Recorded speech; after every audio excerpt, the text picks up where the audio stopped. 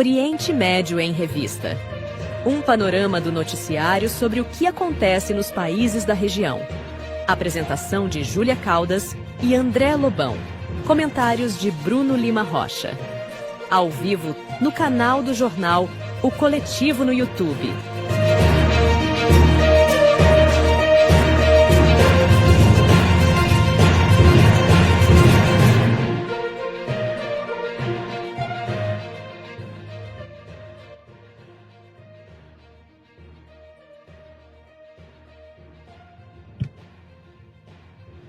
Tudo bem, pessoal? Alô. Opa, no programa de hoje, vamos acompanhar os últimos acontecimentos sobre o cessar-fogo do genocídio palestino e também vamos conversar com Walid Rabah, presidente da Federação Árabe Palestina do Brasil, a FEPAL. Mas antes, vamos ao nosso editorial.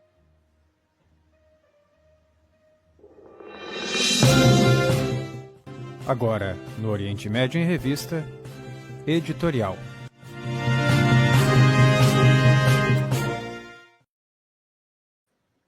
A desumanização dos reféns palestinos. Um detalhe chamou a atenção na primeira troca que envolveu 3 mulheres israelenses e 90 palestinos, no domingo, dia 19. As mulheres israelenses e 90 palestinos, no caso, as mulheres israelenses foram entregues à Cruz Vermelha, sob a supervisão do Hamas e das brigadas Al-Qassam, grupamento militar do Hamas. As israelenses são Romun Gonen, Emily Damari e Doron Steinbrecher, que passaram mais de um ano sob a guarda do Hamas e tiveram suas identidades e rostos revelados para a grande mídia. Aparentemente, pareciam estar bem, apresentando boa condição de saúde. Já os reféns palestinos, que em grande parte estavam mantidos em cativeiro por Israel, apresentavam um visível desgaste físico. No caso da militante, como exemplo, Khalida Jahar, líder da Frente Popular para a Libertação da Palestina e integrante do Conselho Legislativo Palestino. Além disso, os palestinos estão impedidos por Israel de realizar qualquer festejo ou ato para receber seus reféns. Segundo informações de fontes palestinas e de imagens de canais como o Al Jazeera, jornalistas foram agredidos por soldados israelenses no entorno da prisão de Ofer, ao tentarem obter imagem ou depoimento dos libertados. Colonos radicais de extrema-direita israelenses cometeram agressões contra familiares e jornalistas palestinos. Também foram registradas agressões de militares israelenses que atacaram parentes que aguardavam a saída dos reféns palestinos na prisão de Ofer. Os primeiros reféns palestinos libertados só surgiram após 1h da manhã de segunda-feira. A demora foi justificada pelo número menor de libertados, que foi menor que os 90 anunciados inicialmente. A expectativa é de que Israel libere em troca de 33 reféns mais de 2.000 reféns palestinos ao longo da primeira das 3 fases do acordo de cessar-fogo. Esse número inclui 1.167 moradores de Gaza, que foram presos ao longo do massacre praticado por Israel no território. Segundo a organização Adamer, uma organização palestina de direitos humanos, até 7 de outubro de 2023, haviam mais de 7.000 palestinos aprisionados em prisões israelenses. Depois, Israel encarcerou mais 3.000. Ainda, segundo a organização, atualmente há mais de 10.400 palestinos presos políticos encarcerados em prisões do Estado sionista.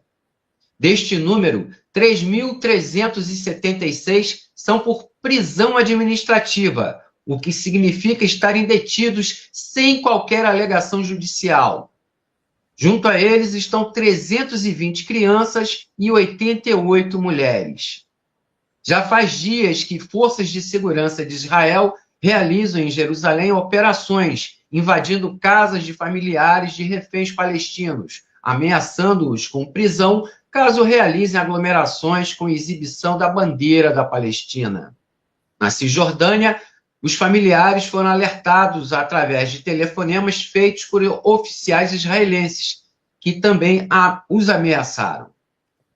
Essa é mais uma triste realidade do contexto da Palestina. Comentários? Bruno, Mohamed. Oi, passo para você já, Mohamed. Deixar quem tem origem palestina para a última palavra. Bem-vindo, Ali. Queria saudar os novos membros, saudar todo mundo que nos acompanha, colocar que a gente está com 302 ao vivo no aglutinado dos canais e possivelmente vai entrar muito mais gente. Pessoal, rapidamente, tá? Eu queria trazer uma experiência muito recente, de 1h30 atrás.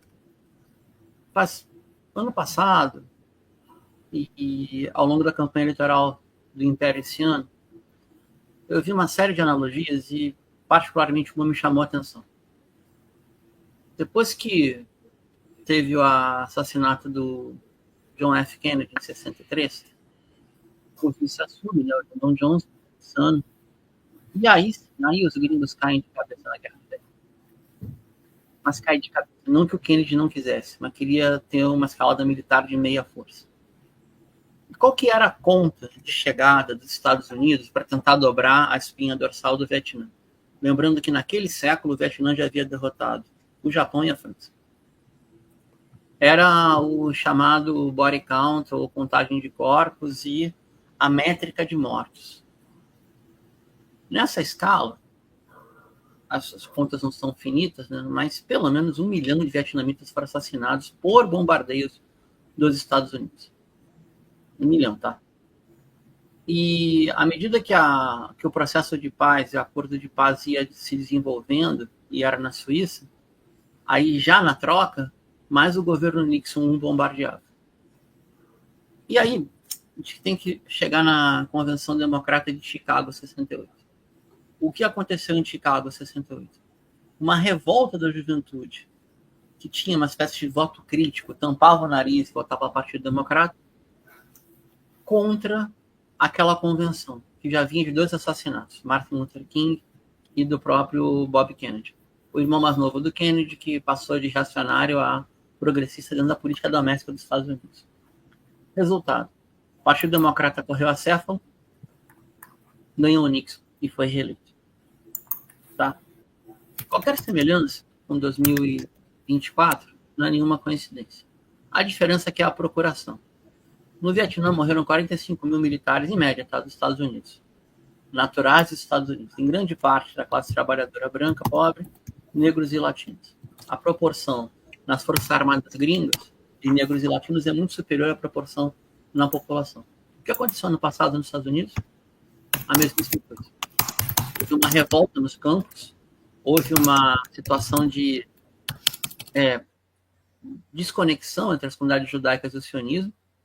A juventude judaica estadunidense já não sequer é sionista, em sua maioria. E os custos dos Estados Unidos transferindo renda direto, fundos direto, para o Estado sionista, passaram 75 bilhões de dólares. Ah, tu tá exagerando. Não tô não, porque eu também estou me contando, tá contando as defesas para a operação do Irã. Promessa verdadeira 1, promessa verdadeira 2.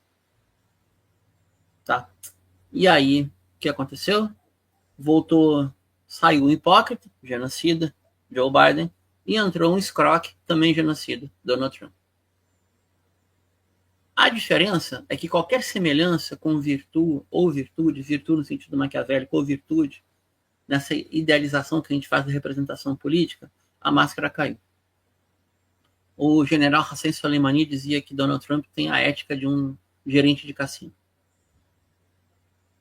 Enfim, essa é a nossa realidade. E ontem, a saudação de estilo nazista de Elon Musk gerou revolta seletiva. Aquelas forças à esquerda do espectro político no mundo ocidental que defendem a Palestina estão revoltadíssimas. E as forças sionistas fingem que não viram nada. Então, para o sionismo, se o neonazista apoia o Estado colonial, então que bem-vindo seja. Esse é o dado de realidade que a gente tem após a ópera dantesca de ontem em Washington com a posse do especulador imobiliário, dono de cassino, e um parasita das finanças que nunca produziu um parafuso em sua vida. Esse é o herói social da classe dominante dos Estados Unidos. Isso não pode durar muito, mas não cai sem guerra. Seja direta, seja indireta. Obrigado. Olá, André Lobão. Olá, Bruno, Walid. Bem-vindo, irmão. Olá a todos, né? Sejam bem-vindos, curtam, compartilhem, né? Bom, eu quero dizer 2 comentários, um em relação ao comentário do Bruno e ao editorial do Lobão. Bruno, o sionismo é a irmã mais velha do nazismo. Essa que é a verdade. Ela cuida muito bem do nazismo. O sionismo cuida do nazismo, né? Como se fosse uma flor. Cria o nazismo, né? Mas é sionismo, né? É a mesma cepa.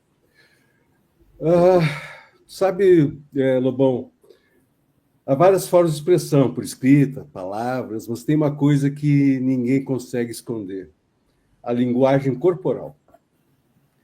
Os corpos palestinos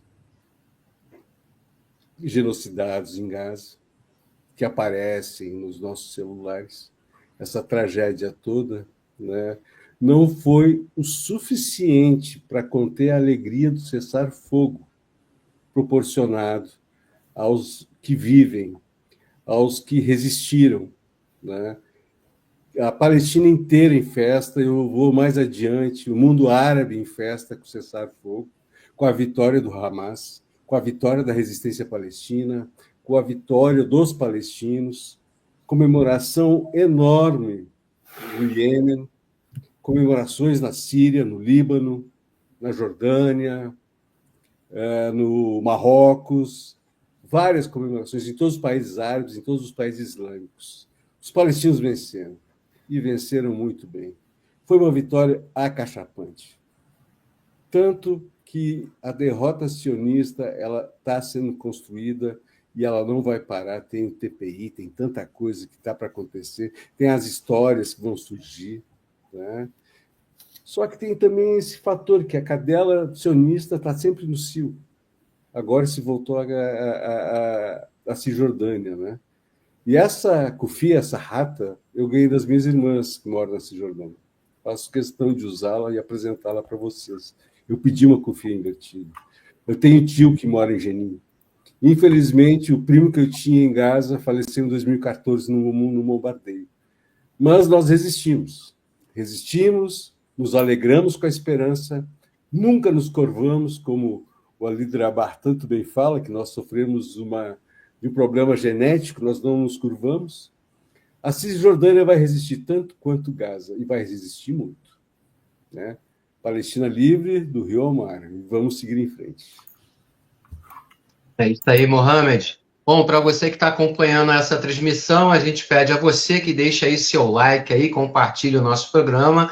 Esse programa que está sendo veiculado aqui na A Voz Trabalhadora, o canal Coletivo, também o canal GGN, entre outros, e também canal da Geopolítica Brasil de Fato, Rio Grande do Sul.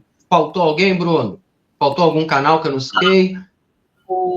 Nós vamos estar na reprodução do canal da Revista Fórum no sábado, André. Também. Isso aí, no próximo sábado.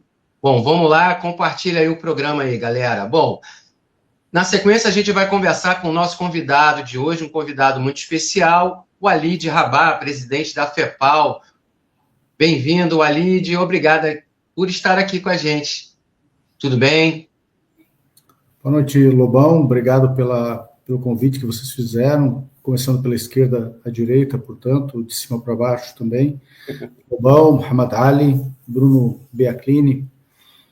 Muito feliz de estar no Oriente Médio em Revista e não posso deixar de parabenizar essa iniciativa, porque poucos têm dito isso, mas nós temos dito isso com muita ênfase. Graças ao conjunto de canais de comunicação não hegemônicos, não gosto da palavra alternativos, que foi possível furar essa bolha no Ocidente sobre a temática da Palestina. notadamente nesse período genocidário. Então, iniciativas como essa, que muitas vezes são cansativas, tem que trabalhar muito para entender o que os números falam, né? É que nós furamos a bolha. Nós, quero dizer, todos aqueles que fizeram a locução pela Palestina nesse momento genocidário. E é curioso notar, para fechar essa percepção inicial, que muitas pessoas acreditam, e eu acho um equívoco grave, que o tema Palestina, a agenda palestina, necessariamente é compreendida pelo campo democrático popular ou civilizatório, o campo civilizatório atualmente, automaticamente, o que é absolutamente inverídico. Nós estávamos, a agenda palestina, quero dizer, estávamos amarrados, ancorados em uma bolha muito pequena. Muito pequena. Era preciso narrar para mais gente. Era preciso conversar com mais gente. Quero dizer, conversar com o campo civilizatório. O campo civilizatório não é menor, mesmo no pior momento da raça humana, a metade dela. Mas na pior das hipóteses, aí falando em Brasil, precisávamos atingir pelo menos aquele 1/3 que a priori é civilizatório. Ou seja, atingir pelo menos 70 milhões de pessoas. E nós não atingimos isso. Mas hoje em dia nós atingimos e superamos. 70% da opinião pública brasileira hoje, malgrado a Globo, malgrado o CNPJ de Cristo, malgrado o humor político de maioria, por exemplo, no Congresso Nacional, absolutamente avesso à agenda civilizatória, 70% da população brasileira é contra o genocídio. Me chegou ontem uma informação muito fantástica, muito importante, que mais da metade da opinião pública estadunidense rejeita o genocídio. E me chegou hoje também uma coisa muito fantástica. 1/3 dos que votaram no Biden para a eleição dele, 4 anos passados, rejeitaram a Kamala Harris e não votaram nela exatamente pelo genocídio comandado pelo Partido Democrata, pelo Biden, e por ela como depois candidata à presidência, vice-primeira, depois candidata à presidência. Bom, ela perdeu não por 1/3 de diferença, 1/3 do eleitorado que ela tinha, não é a diferença que separou ela do Trump. Claro, porque pegou outros votos, afinal de contas, outros que votariam no Trump por ser mais eventualmente pró-Israel, votaram neles pelo genocídio que estavam fazendo. Então, há uma troca de votos aí, há uma simbiose. Mas ela perdeu, segundo esta análise que me chegou hoje, 1/3 dos votos que teve o Biden em virtude do genocídio. Isso tudo é muito importante, portanto, eu parabenizo este canal e parabenizo dizendo o seguinte: não foi com a opinião do New York Times que a Kamala Harris perdeu este 1/3. Foi com os Oriente Médio em revista nos Estados Unidos, na Inglaterra, em Paris, França, na Alemanha e no Brasil. Portanto, nós temos que insistir nisso.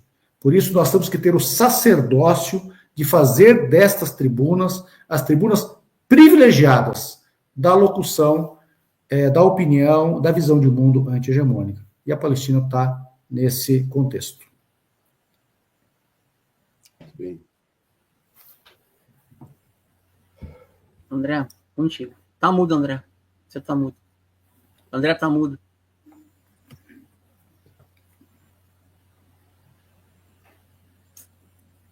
Opa, toco eu aqui. Você tá mudo, André. Vou eu aqui, então. O Ali, a gente vai inverter. Estou aqui de volta. Voltou. Vai lá. Oi, Walid. Vamos lá. Agora é para valer. Uma pergunta que é muito urgente, Walid.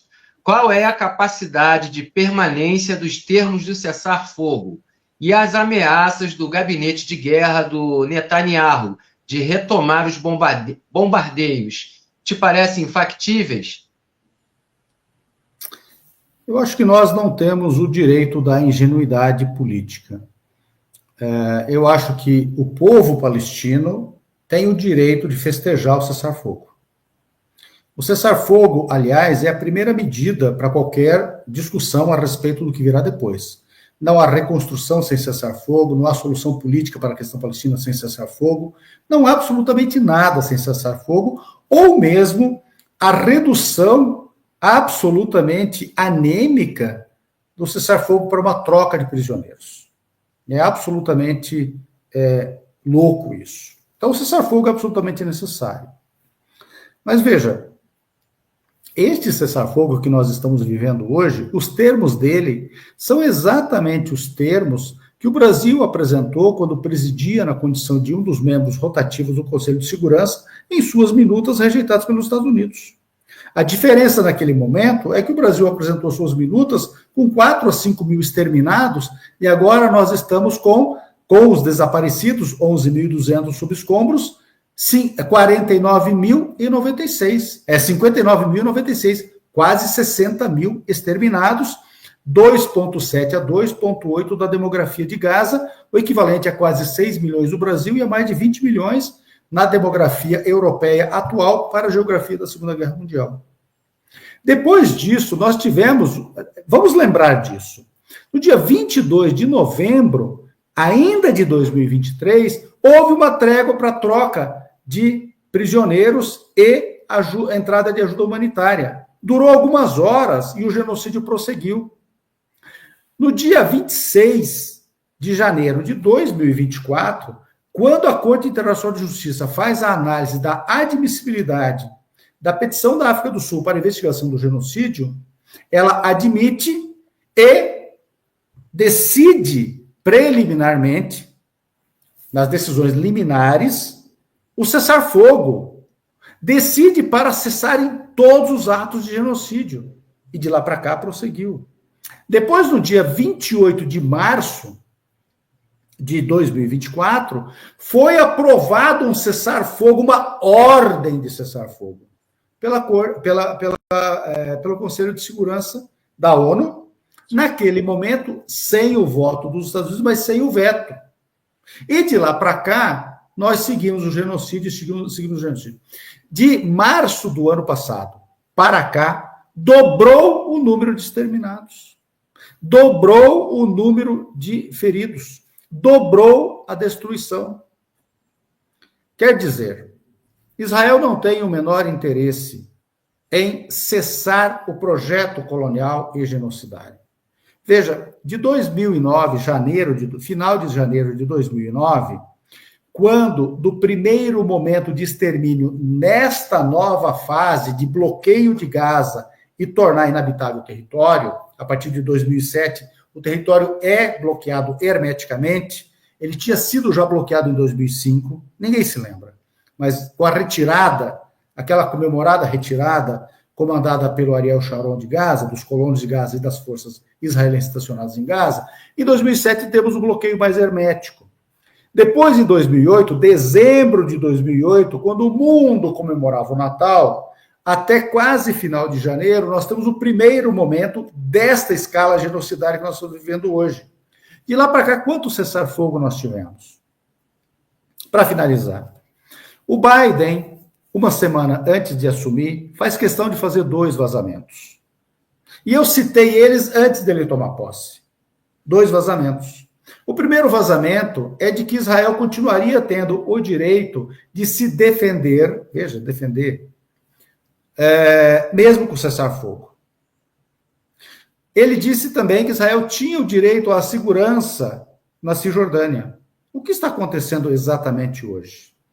Exatamente hoje, primeiro dia do mandato, do segundo mandato, do Trump. Então, assim, nós não podemos desperdiçar ou dizer que nós não pedimos um cessar-fogo. Isso é hipocrisia. Entretanto, Israel quer apenas negociar o que quer negociar e quer prosseguir o extermínio dos palestinos. Faço uma última ponderação. Eu tenho me especializado em desagradar algumas pessoas. Eu acho que nós temos que ser críticos em momentos críticos. Não é mais possível acreditar que o Ocidente quer a Palestina em uma circunstância boa. E esse genocídio é um genocídio estadunidense. Esse não é um genocídio do Netanyahu. Xingar o Netanyahu é fácil. O Netanyahu é, quando muito, um gestor de um campo de extermínio. É, quando muito, um capo moderno com status de primeiro genocida, que chamam de primeiro-ministro. Os capos do período nazista não tinham esse status. Essa é a única diferença. Ele tem um PIB, ele tem um governo, ele tem uma fronteira, ele tem alguma coisa para chamar de Estado-nação, ele tem alguma coisa para chamar de exército, etc. Bruno falou de uma gastança lá atrás. Vamos falar da gastança de hoje. Quando completou um ano do genocídio, em 7 de outubro do ano passado, os Estados Unidos já haviam enviado para Israel 24 bilhões de dólares. Desses 24 bilhões de dólares, esses 24 convertidos para o real e aplicados à quantidade de palestinos exterminados hoje, pela cotação atual do dólar em real, nós temos 2 milhões e 600 mil reais para cada palestino exterminado em Gaza. Se nós fôssemos fazer uma analogia alegórica, esse é o cangaço mais caro da história humana. Que abuso. Mohamed. Primeiramente, também gostaria de dar parabéns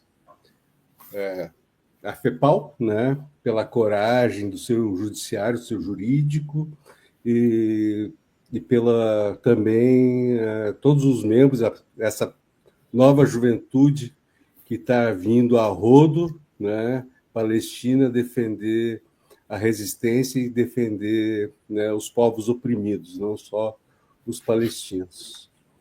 Mas, Walid, sobre a reconstrução de Gaza, quanto custaria hoje? E falando de custos e população palestina, caso tivesse acesso aos recursos de óleo e gás da costa, não teria plenas condições de financiar a si mesmo? Então, esse é um assunto muito delicado. Vamos falar de reconstrução primeiro, depois a gente fala da reserva gasífera.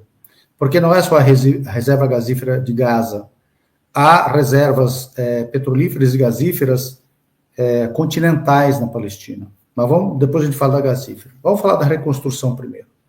Segundo a ONU, seriam necessários 40 bilhões de dólares ao menos para a reconstrução de Gaza. Alguma coisa superior a, atualmente, né, 250 bilhões de reais. Segundo a mesma ONU, esse não é o problema mais grave. Quer dizer, isso é um problema importante, claro.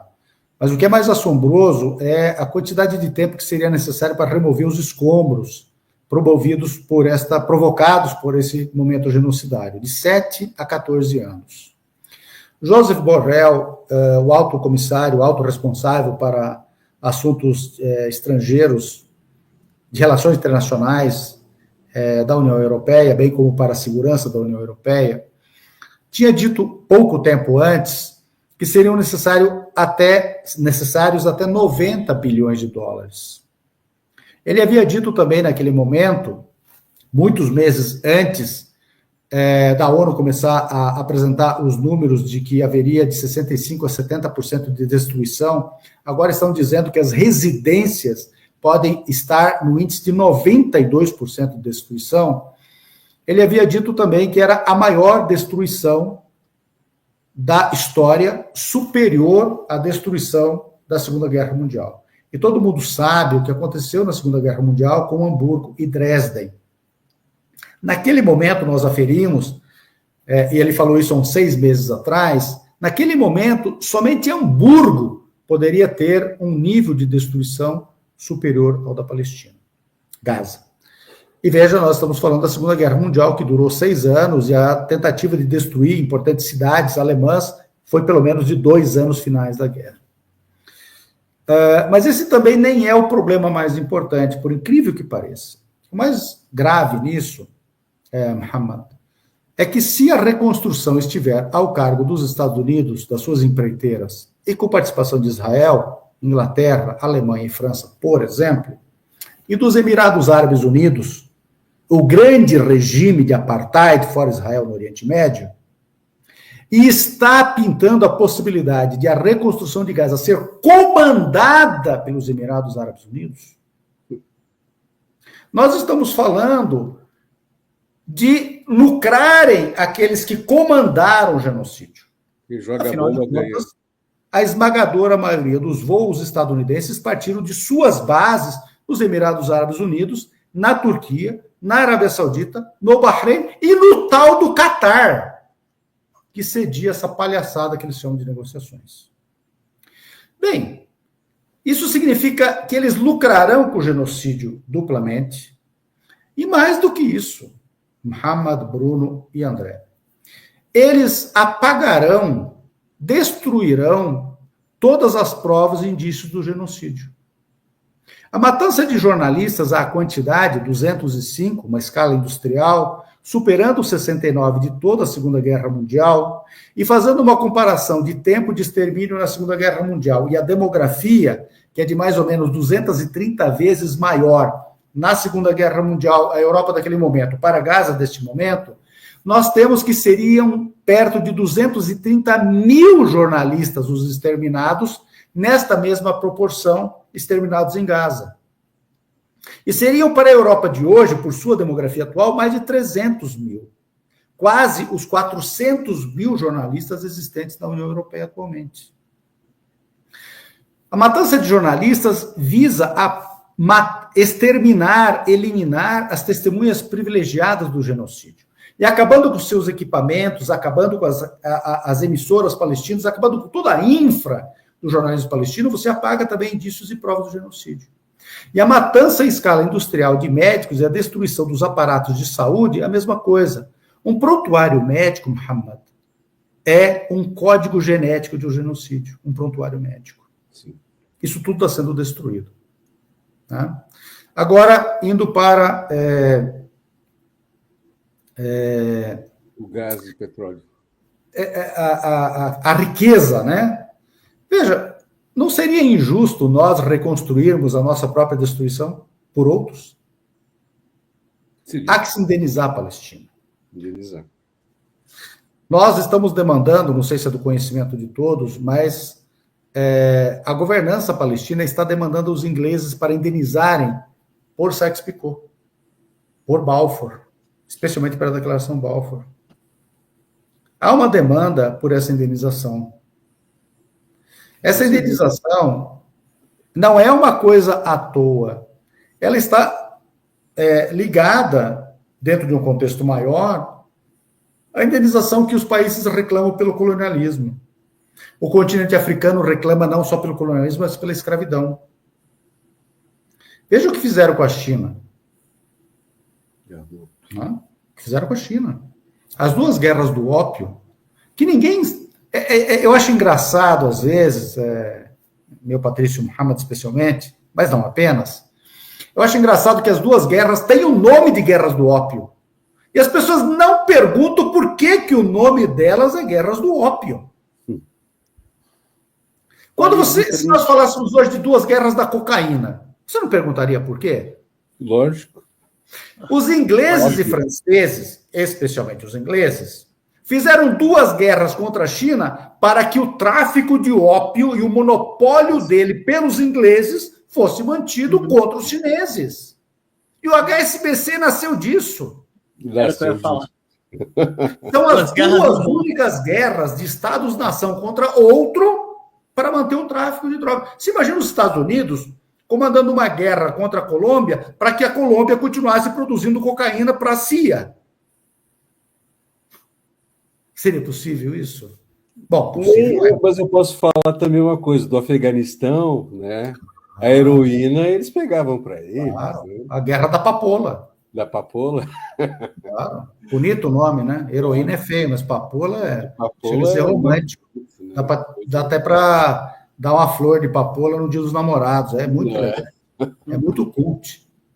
Então, assim, a reserva gasífera, ela tem aproximadamente, assim, um número modesto, fala em 500 a 600 bilhões de dólares de riqueza dessa reserva gasífera, que, na verdade, integra uma reserva maior, que está no Mediterrâneo Oriental, que está na costa síria, que está na costa libanesa, que está na costa palestina, e também está na costa egípcia. Isso explica muita coisa para a Síria, explica muita coisa para o Líbano e explica para a Palestina, evidentemente. Mas ela pode chegar a 900 bilhões de dólares quase $1 trilhão. Poucos países do mundo têm um PIB desse tamanho. Então, é uma riqueza muito grande. E as riquezas interiores da Palestina também, que precisam ser consideradas. Essa reserva não é conhecida apenas de agora, tá? Ela é conhecida desde os anos 90 e os palestinos vêm tentando explorá-la desde os anos 2000. E era para com Oslo II, notadamente, a partir de 96, que isso se desse. Entretanto, os palestinos têm sido impedidos dessa sua riqueza.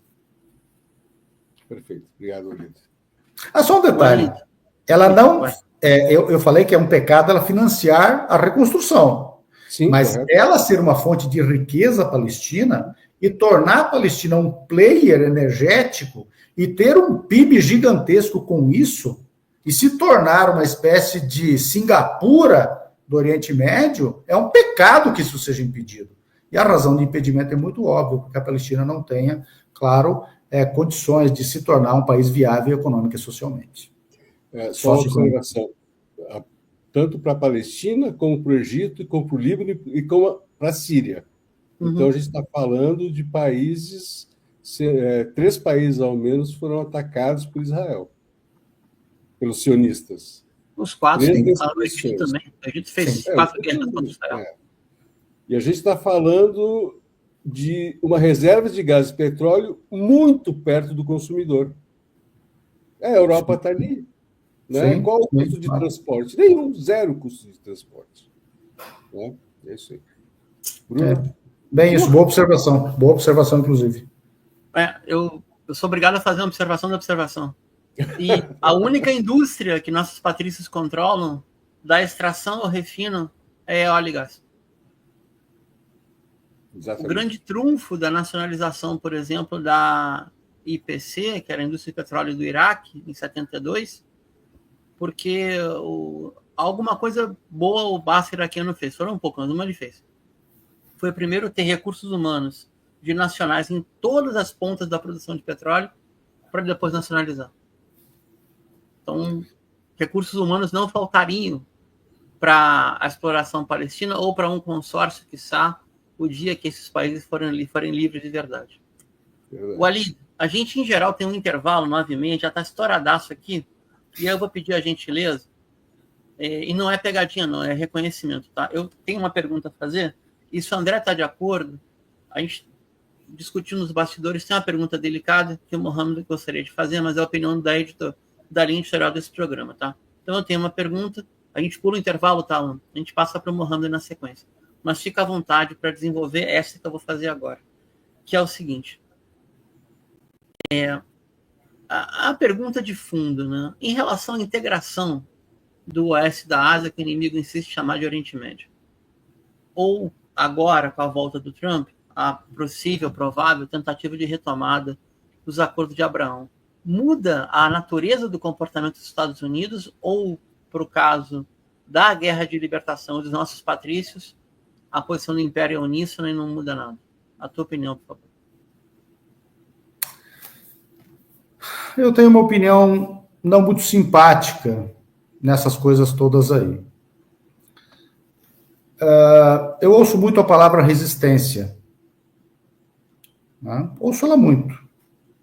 Aliás, todos ouvem, né? Porque ninguém é surdo. Mas eu acho muito engraçado aqueles que foram armados pela OTAN, pelos Estados Unidos, pela Turquia, notadamente, falarem da mesma resistência na Síria. Acho muito curioso isso. Acho muito curioso um punhado de pentecostais e neopentecostais que se acreditam muçulmanos e que defendem os interesses ocidentais serem vistos como alguma coisa que vai nos libertar de alguma opressão colonial. Né?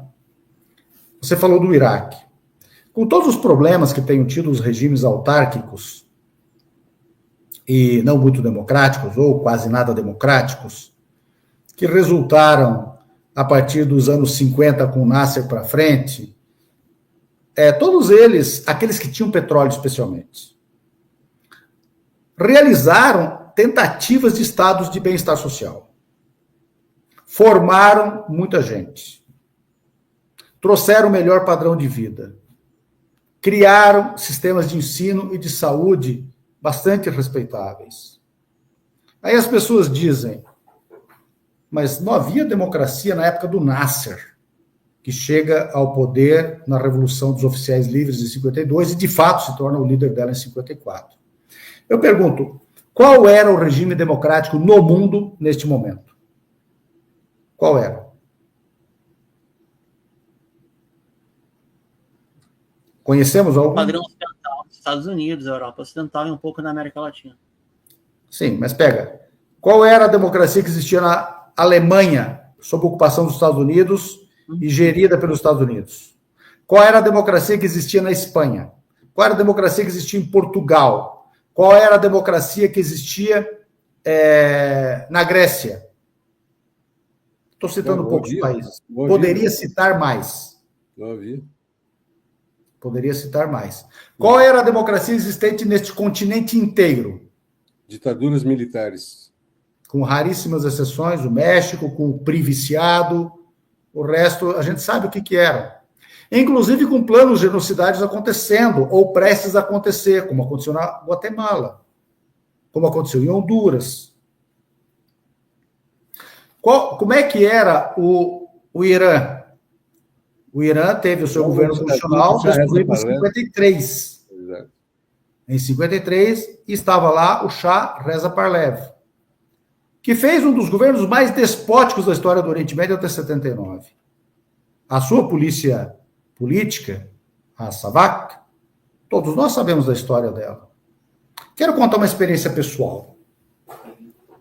Eu não gosto muito de contar experiências pessoais. Em 2017, eu estive na Palestina, estive recentemente também no ano retrasado, e foi a vez que eu mais fiquei na Palestina em 2017.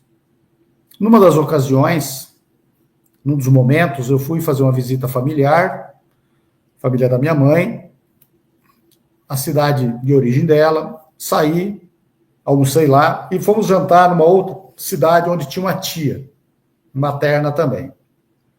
Uma das mais novas ou a mais nova das vivas. É Helte.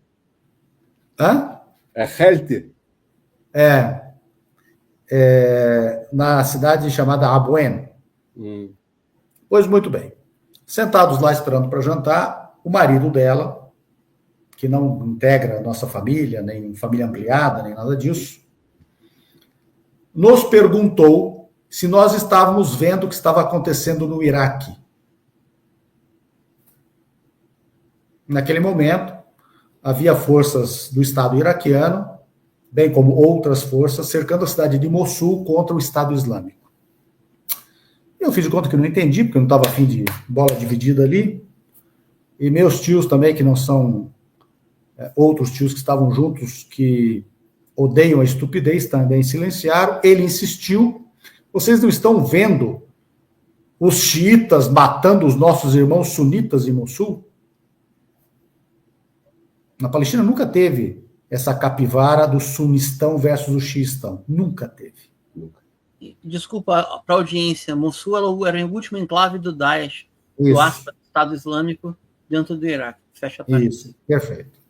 Obrigado, Bruno. E aí, eu respondi a ele, ironicamente, embora não dando gargalhada, claro, assim, falando em árabe com ele, mas aqui vamos falar em português.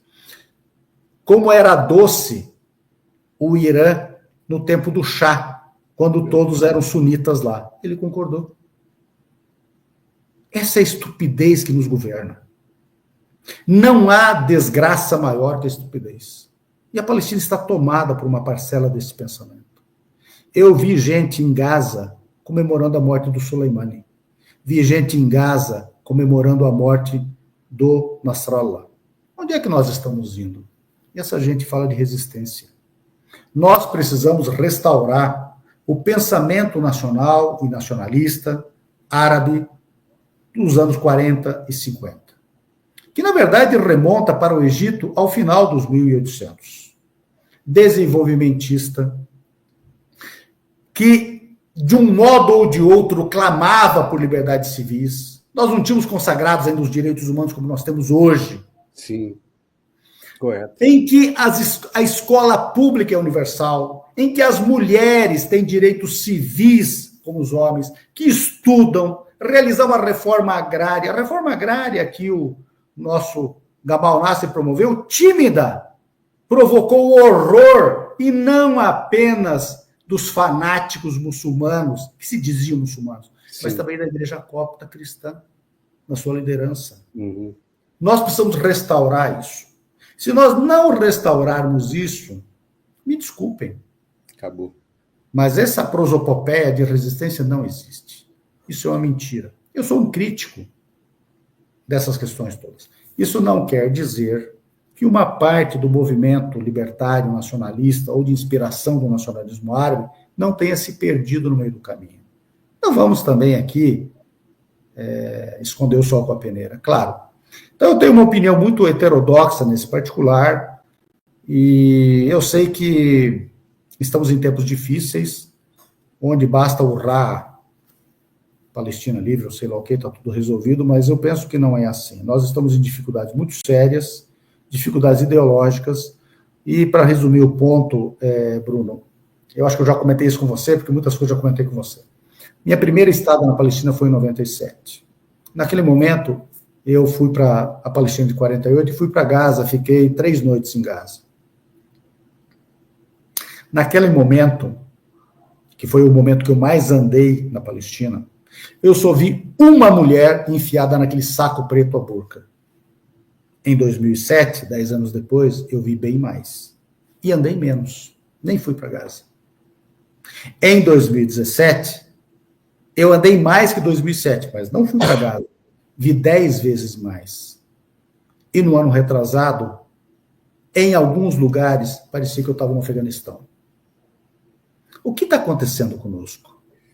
Eu posso te falar uma coisa, isso eu também percebi com o início, depois de 2001, da guerra ao terror, onde o islâmico ele ficou caracterizado como um fanático, como alguém que deve ser destruído, como alguém que é radical.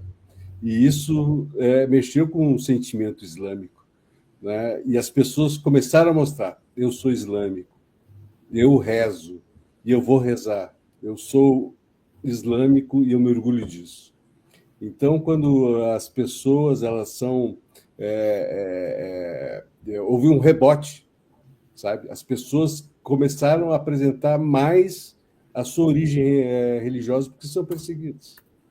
Aqui nós sofremos isso como palestinos, e hoje eu vejo muito irmão palestino, né, de nome brasileiro. Todos os brasileiros, a maioria que eu falo, se sentem palestinos, eles sentem na pele o nosso sofrimento.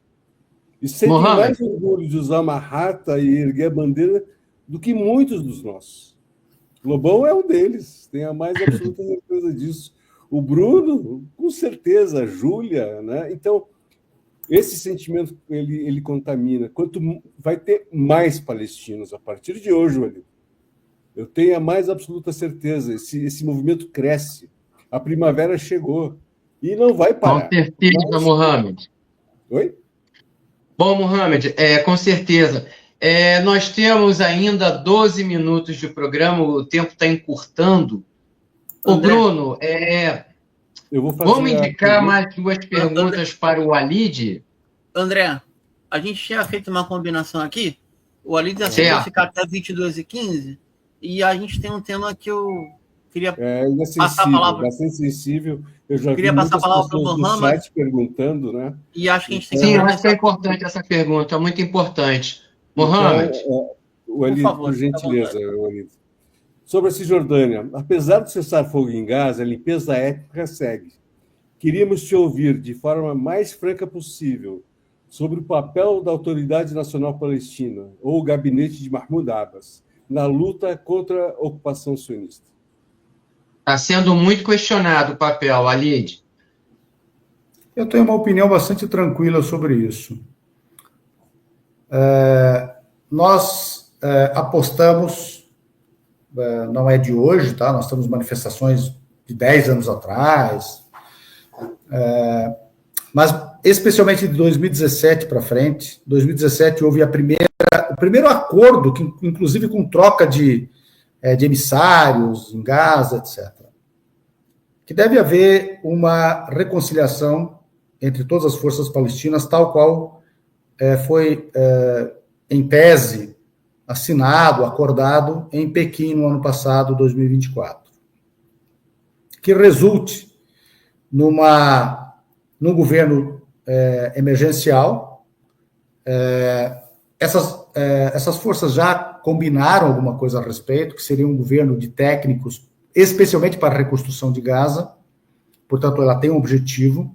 Haveria um governo de unidade nacional emergencial, reconciliação, unidade nacional emergencial, reconstrução de Gaza comandada pelos palestinos, com seus amigos, claro, BRICS de preferência. Nós temos dito que o Brasil deve ter um papel privilegiado nisso. O sistema BRICS e o país Brasil com um papel importante, que resulte na reformulação também da OLP e convocação de eleições para todos os cargos eletivos. Porque muitas pessoas me perguntam, e eu tenho sido muito franco, as pessoas dizem o seguinte: não tem eleição para a presidência da Palestina. Eu tenho perguntado quais as outras eleições que houve desde 2006. Nós temos que começar a perguntar o que é a Palestina. O que é a Palestina? 53% do orçamento da Autoridade Nacional Palestina é gasto com Gaza. Assim como eu acho muito importante nós questionarmos por que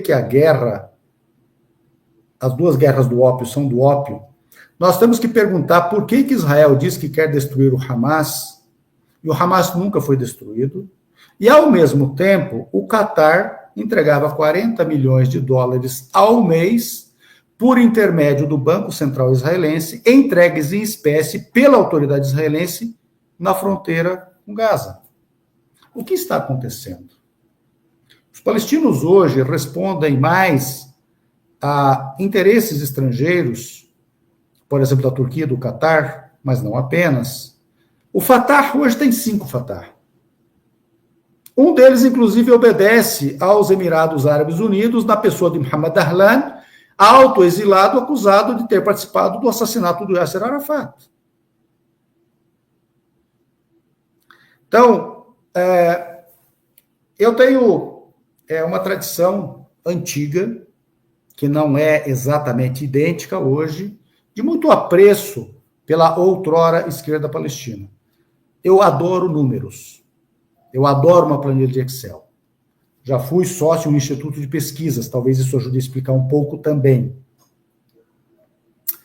Eu acompanho as pesquisas de opinião palestina há muitos anos. Antes de começar o genocídio, eu normalmente acompanhava por mês umas 7, 8 pesquisas de opinião pública na Palestina. A última que eu vi, a Frente Popular e a Frente Democrática somavam 1,3% da opinião pública palestina. Não há mais esquerda na Palestina, aquela tradicional, ligada ao nacionalismo árabe, que, no nosso caso palestino, ele primeiro bebe do nacionalismo sírio, depois, com o Nasser, bebe, claro, o mundo árabe passa a beber do nasserismo. Né? Aonde foi parar isso? Hoje nós temos um duopólio político na Palestina. Claro, quem está no poder tem esse poder, o partido, especialmente no poder, é o Al-Fatah, e a oposição hoje é Hamas misturado com minoritariamente a Jihad Islâmica. Aí a questão é, por que mesmo considerando que há na história da ULP uma distinção de forças políticas ali dentro, por que estas forças se tornaram excepcionalmente minoritárias na Palestina? Porque, em certo aspecto, elas estão se tornando minoritárias no mundo. No Brasil, nós temos provavelmente uma leitura um pouco diferente do resto do mundo. Um partido popular, democrático e popular, consegue liderar uma frente, uma coalizão, digamos assim, para governar, um pouco diferente do que acontece no restante do mundo. Isso não acontece em quase nenhum lugar do mundo que nós conhecemos, pelo menos. E a Palestina precisa se rediscutir. Veja, nós estamos falando do Plano de Oslo, por exemplo. Quando nós falamos de autoridade palestina, nós estamos falando do Plano de Oslo, que nasce em 93. O Plano de Oslo tem um contexto que poderia remontar à Batalha de Karama, em 21 de março de 68. Poderia remontar. Quando os palestinos vencem, numa articulação política e militar com a parcela do oficialato jordaniano que recusa as ordens da monarquia jordaniana e participa com os palestinos da Batalha del Karama. De lá para cá, o que aconteceu? Bom, aconteceu em setembro de 1970, quando milhares de guerrilheiros palestinos foram exterminados pela Jordânia. Mas quem é a Jordânia para fazer isso? É claro que não foi a Jordânia. Foi Israel, Estados Unidos, Jordânia, Arábia Saudita e Síria. Havia um acordo para que a Força Aérea Síria apoiasse os palestinos quando entrassem para marchar em direção a Amman. O Exército de Libertação Palestina, estacionado na Síria, saiu com este propósito. A Força Aérea Síria não decolou. Ela era comandada por quem? Por Hafez al-Assad. Hafez al-Assad, mesmo antes de ser presidente, que depois no golpe de 71 ele vira presidente, ele prende pela primeira vez, e veio a se descobrir depois que foi a sua força política que levou a isso, pela primeira vez na história que o Arafat é preso, ele é preso na Síria, pelo governo sírio, por influência do Hafez al-Assad, quando o armamento palestino estava sendo transportado, passando pela Síria para ir para a Jordânia, para uma operação anti-israelense. Então, esse contexto, ele avança. Ele vai, para ir muito rapidamente, para 77 e 78, no Líbano. Depois ele vem com 78 e 79. Por que é importante 78 e 79? 78 acontece Camp David, 78 e 79. O Egito é retirado desta arabidade anti-Israel. Sim. E acontece a Revolução Iraniana. E começa em 80 a guerra Irã-Iraque. Não existiria a guerra Irã-Iraque sem a acomodação 78 e 79 do Egito. E não haveria a invasão do Líbano em 82 para desalojar a OLP e pela primeira vez a guerrilha palestina perder contiguidade com o território da Palestina histórica e ir para a Tunísia sem a combinação guerra Irã-Iraque, Revolução Iraniana, guerra Irã-Iraque e 78 e 79 Egito. Veja, quando 78 e 79 acontece no Egito, é porque os Estados Unidos já têm perspectiva de perda do Irã.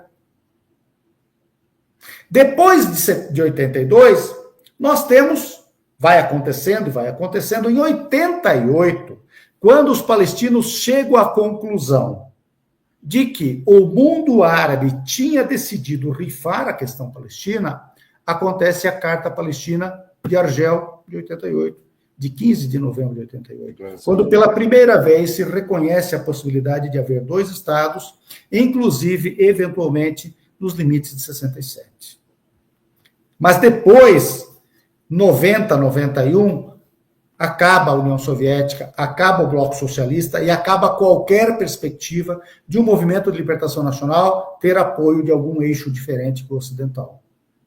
E aí acontece a ocupação concreta dos Estados Unidos do Iraque, do Oriente Médio, 90, 91.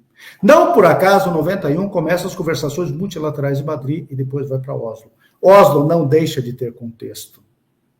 Está na hora de nós, especialmente palestinos, termos uma leitura histórica mais profunda. Não significa abandonar a visão de mundo.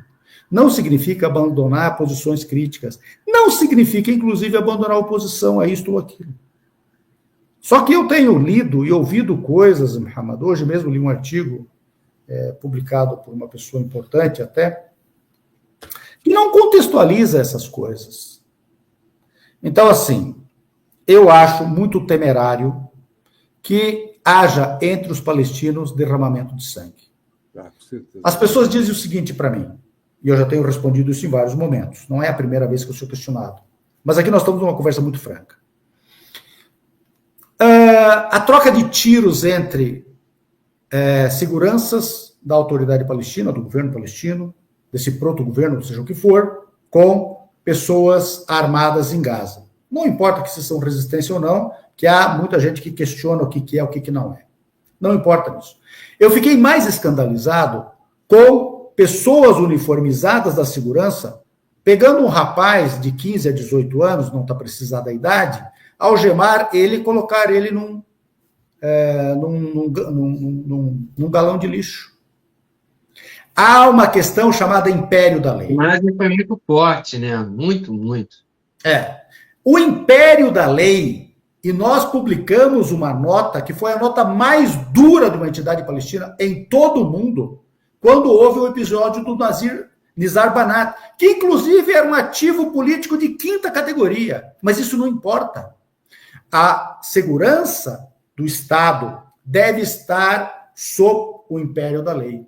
E se as figuras que cometem isso não forem excluídas da governança, excluídas dos quadros da segurança, afastadas e investigadas e eventualmente presas preventivamente, isso é muito mais nocivo para nós do que a ocupação israelense. Então, nós estamos diante de uma necessidade de ponderação crítica e as forças políticas palestinas que estão no poder precisam ter responsabilidade dos seus atos. O restante, claro, cada um tem direito à oposição e narrar do jeito que quiser. Bom, a minha opinião, né, pessoal, né, Oslo, ela morreu com Isaac Rabin. Sim. Mataram o moderado, né, dos sionistas. O sionismo tem moderado. Então, quando mataram Isaac Rabin, acabou Oslo, do meu ponto de vista. Depois mataram Arafat, que é o que tinha a figura, né, carismática, respeitosa, que todos obedeciam. Poderia haver opinião contrária, mas ele era a unificação da opinião, do respeito das forças políticas palestinas. Né? Todo respeito a ele. Né? Que Deus o tenha. Mas agora a gente tem uma figura grotesca que não tem carisma nenhum, né, chamada Mahmoud Abbas. Não temos eleições, já faz 9 anos. Ele não representa 19 anos. 19 anos, perfeito, obrigado. Ele não representa mais, né, a unidade palestina. Essa unidade palestina, ela precisa existir, ela precisa voltar a existir. E ele barra essa unidade palestina. Quando eu vejo a polícia palestina atirando em Jenin, em quem está fazendo a resistência, né, é algo que, para mim, é o fim do mundo. Não pode haver, né, ataque à resistência palestina. Jenin, hoje, ela está sendo trucidada. A autoridade palestina se retirou de lá. A gente viu o espetáculo grotesco do fechamento da Al Jazeera. Eu não estou elogiando a Al Jazeera, muito longe disso. Eu tenho horror à Al Jazeera, deixo bem claro. Perfeito. Eu não estou elogiando ela. Tenho ódio e nojo da Al Jazeera e do Catar. Não, perfeito, mas eu não estou elogiando ela. Mas entraram na mala e fecharam a Al Jazeera. Que é jornalismo, queira ou não, é jornalismo. Entendeu? Então, dentro do meu ponto de vista pessoal, Mahmoud Abbas ele é uma pedra no caminho que tem que ser tirada o quanto antes. A unidade palestina passa por uma renovação. Né? Hoje, eu falei com as minhas irmãs, infelizmente, né, ou felizmente, né, eu acho, infelizmente, né, O Hamas está crescendo lá. Por quê? Eles estão sofrendo as consequências, estão recebendo bala. Qual a resposta à bala? Ação e reação. É bala. Quem reage a isso? Quem venceu? Quem suportou 15 meses em Gaza? Né? A resistência palestina. Quem vai salvar a Cisjordânia? O Trump prometeu a Cisjordânia. Ele disse que a Cisjordânia ele vai reconhecer como território palestino, israelense. E nós não podemos ficar calados. Eles estão sem pai nem mãe. Hamas, de fato, Mohamed, infelizmente, vai crescer. E vai crescer muito. Vai crescer muito por erro e culpa da autoridade palestina e das outras forças políticas. Por quê? Estão deixando órfãos toda a Cisjordânia. Correto. Mohamed. Oi. Bom, Walid, a gente já está aqui com mais de 1 hora de programa, 1 hora e 5 minutos. Eu vou pedir aqui a permissão ao Bruno e ao Mohamed. Walid, para você fazer as suas considerações finais. Amanhã. E você tem 2 minutos para as suas considerações finais. Pode ser? Opa, Pode, André, rapidinho, Oi. peraí. Não, é que a gente está com... tem mais tempo ali, a gente vai estar no 10h15, você concordou conosco? Tá bom? E aí, acho que tá 10? 2h15. Fica à vontade aí, depois todo mundo se despede. A gente podia ficar mais tempo, mas realmente até para organizar o programa é melhor 1 hora contada, até para reproduzir também. Fica à vontade. É lógico que nós podemos discutir muitas coisas e nem todos temos os mesmos pontos de vista para minúcias, por exemplo. Eu defendo o império da lei e, portanto, defender o império da lei é uma coisa muito complicada. Por exemplo... Eu entendi perfeitamente, Olívio. Eu entendi perfeitamente. Eu divirjo gravemente da soberania de pessoas armadas não estatais. Divirjo gravemente. Divirjo gravemente da insanidade de haver 2 governanças palestinas, uma em Gaza e uma na Cisjordânia. Sempre divergi, na verdade. Quero deixar bem claro que quando houve Oslo, eu fui crítico de Oslo. É bom deixar bem claro isso. Claro que a história anda e não é porque eu quero, porque eu não quero, ou outras pessoas querem ou não querem. A história não é o nosso umbigo, né? Mas eu acho que nós precisamos, agora falando bem do que está acontecendo agora, quando nós identificamos, todos nós, de que se tratava de genocídio, no dia 7 e 8, narramos que era genocídio, nós acertamos nisso. Então precisa continuar havendo um acerto de apresentar o que acontece na Palestina. Quais são as grandes vitórias que eu enxergo? Pela primeira vez na história, Israel é enxergado como é. Isso é fundamental. A opinião pública, especialmente a ocidental, enxergou Israel como é. Pela primeira vez, as pessoas não viram apenas um genocídio televisionado. As pessoas ouviram e debateram o que é sionismo. Você falar de sionismo para uma pessoa comum, ela não sabia. Pela primeira vez, e eu milito desde 84 no movimento palestino, portanto não posso dizer antes disso, mas desde 84, pelo menos para cá, foi a primeira vez que as pessoas disseram, mas isso aconteceu há 76 anos. Veja, Israel está diante da impossibilidade de se restaurar frente à opinião pública. As pessoas, pela primeira vez, começaram a distinguir o que é semitismo e antissemitismo do que é a propaganda israelense. As pessoas começaram a dizer, mas os palestinos também são semitas. Bruno, especialmente, com quem eu converso muito, sabe que eu deploro essa bobajada de semitismo e não semitismo. Isso não existe. Inclusive, uma porção muito pequena da arabidade é verdadeiramente semita. Há se admitir que essa bobajada de semitismo e semita diga alguma coisa de alguém, historicamente, claro.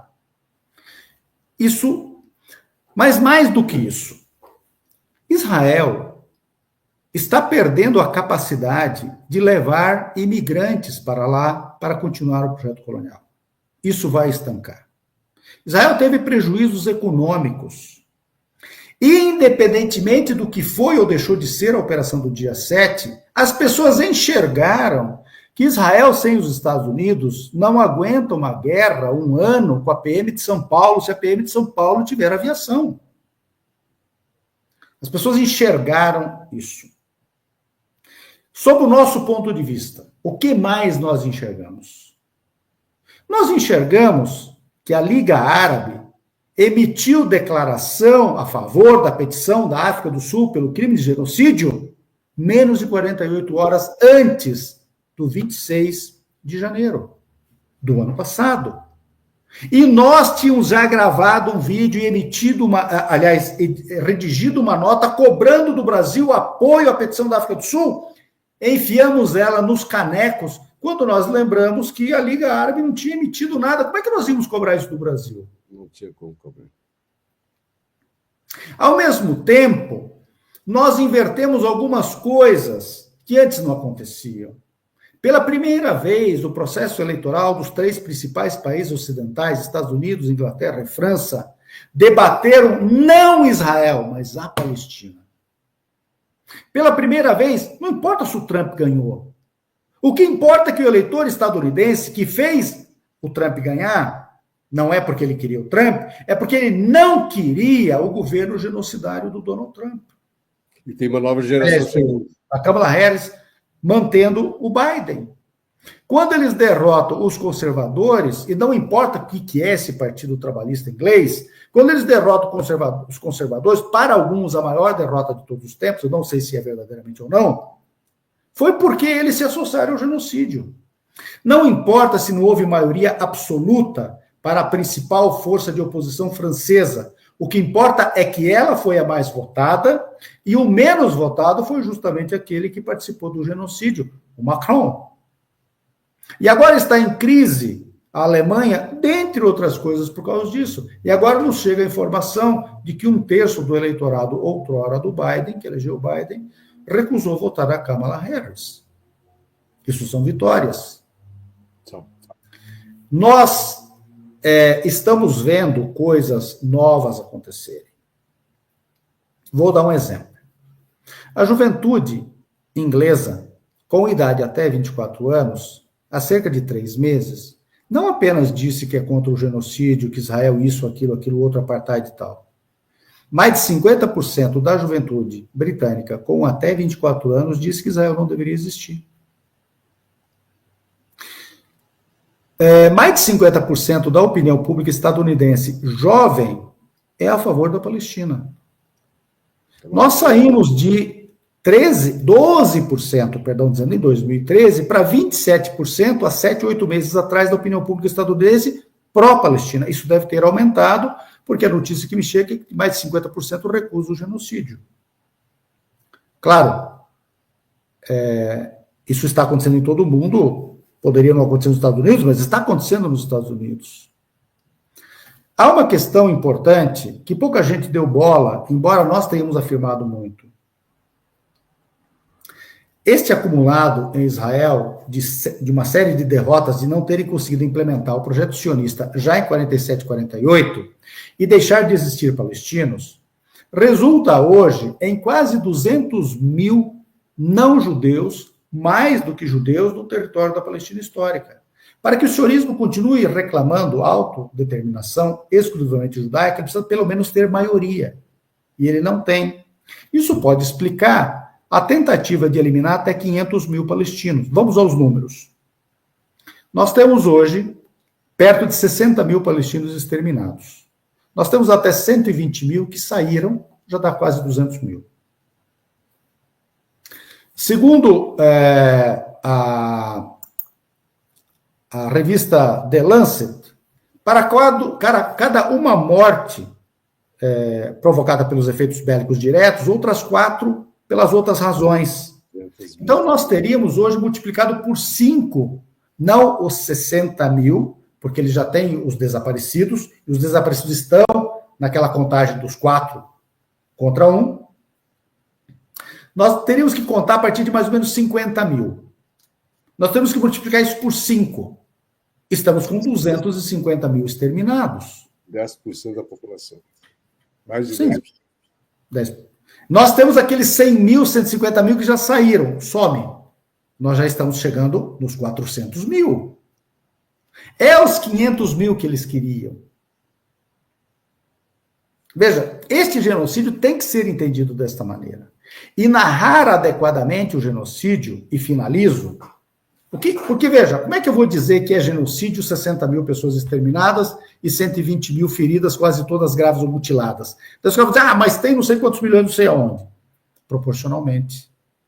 2,7%. Aliás, os números da revista The Lancet totalizam 12% a 13% em 470 dias em Gaza. Aplique isso à demografia europeia atual e você tem mais de 80 milhões e jogue para 6 anos de Segunda Guerra Mundial, que durou 6 anos, e você tem perto de 350 milhões. Pegue as crianças. As crianças da Segunda Guerra Mundial, em 6 anos, 2.813 por milhão de habitantes. Em Gaza, quase 10 mil por milhão de habitantes, 3 vezes e meia mais. Ou seja, é preciso qualificar o discurso para o genocídio. Por isso que nós batemos o martelo. Não há discussões além do genocídio. As outras discussões são periféricas. É preciso debater o genocídio e o apartheid. Por que o apartheid, Muhammad, Bruno e André? Porque o apartheid, exatamente no artigo 2º, que é de 73, a Convenção para o Apartheid, reproduz quase em totum, integralmente, justamente o artigo também 2º da Convenção para o Genocídio, cujo texto final é de 11 de dezembro de 1948, exatamente o dia que foi aprovada a Resolução 194 do Retorno dos Refugiados. Portanto, quando as ONGs começam a emitir relatórios e a ONU começa a emitir relatórios de que o que acontece na Palestina é apartheid, nós estamos diante do artigo 2º da Convenção para o Apartheid, que é exatamente o genocídio. Então, quando nós debatemos genocídio e apartheid, e ele está agora televisionado, nós estamos prestando um favor à libertação da Palestina e um favor à compreensão da opinião pública. Ficar perdendo tempo com vernissagem ou ficar perdendo tempo com bola dividida não vai nos levar muito longe. Eu sei que os palestinos têm muitas coisas a resolver, mas deixem os palestinos resolver. Eu tenho certeza absoluta que os palestinos vão resolver. Eles não são tão burros quanto parece. Basta que a Turquia pare de se intrometer, que o Qatar pare de se intrometer, que os Emirados Árabes parem de se intrometer, que a Arábia Saudita pare de se intrometer, que o Irã, com todo o meu respeito ao Irã, deixe os palestinos resolverem as coisas. Os palestinos precisam interpretar a sua problemática e racionalizá-la dentro do contexto nacional palestino. Por fim, realmente fim, movimento de resistência que não tem a palavra libertação nacional e que não tem a palavra pátria uma só vez, me desculpem, mas pode ser qualquer coisa, inclusive a restauração da grande comunidade dos crentes, a Ummah, que fez os reacionários autoproclamados muçulmanos serem inimigos do Nasser e de todo o nacionalismo árabe. Pode ser isso. Mas movimento de libertação nacional e movimento de libertação patriótica, eu quero que minha mãe morra agora, se for. Não é. Muito obrigado.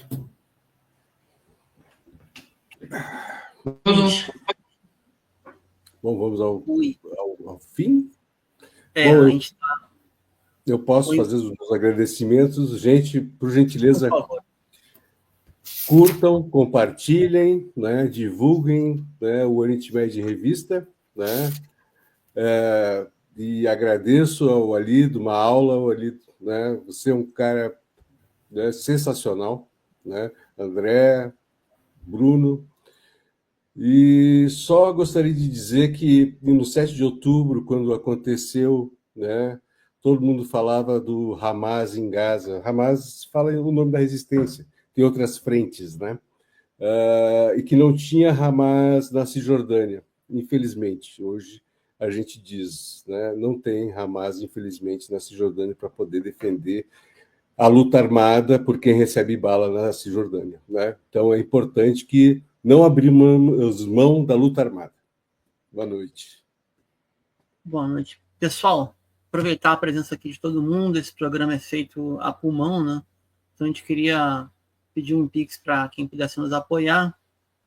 O Pix é a entidade onde abriga nosso estúdio, onde está agora a nossa técnica. sindasp@gmail.com, sndaspi@gmail.com. É o Pix de O Coletivo, que é o redundância, né? Que é o coletivo que organiza esse programa e outros tantos. Teremos muito mais a falar, a gente para por aqui, deixar a palavra final entre as duas lideranças palestinas aqui presentes, o Ali da FEPAL e o Mohamed Ali, que compõem o nosso programa. Essa edição do Oriente Médio em Revista fica por aqui. Esperamos você no nosso próximo episódio, neste mesmo canal. O nosso programa conta com a produção técnica e jornalística de Alan Camargo, André Lobão, Bruno Beaclini, o Bruno Lima Rocha, como queiram, Christopher Dalalana, Juan Carvalho e Júlia Caldas. Contamos também com a participação de Mohamed Mustafa Ali, do Comitê pela Paz na Palestina contra o Apartheid e o Genocídio. Boa noite. André congelou. Oriente Médio em Revista. Um panorama do noticiário sobre o que acontece nos países da região. Apresentação de Júlia Caldas e André Lobão. Comentários de Bruno Lima Rocha. Ao vivo, no canal do jornal O Coletivo no YouTube.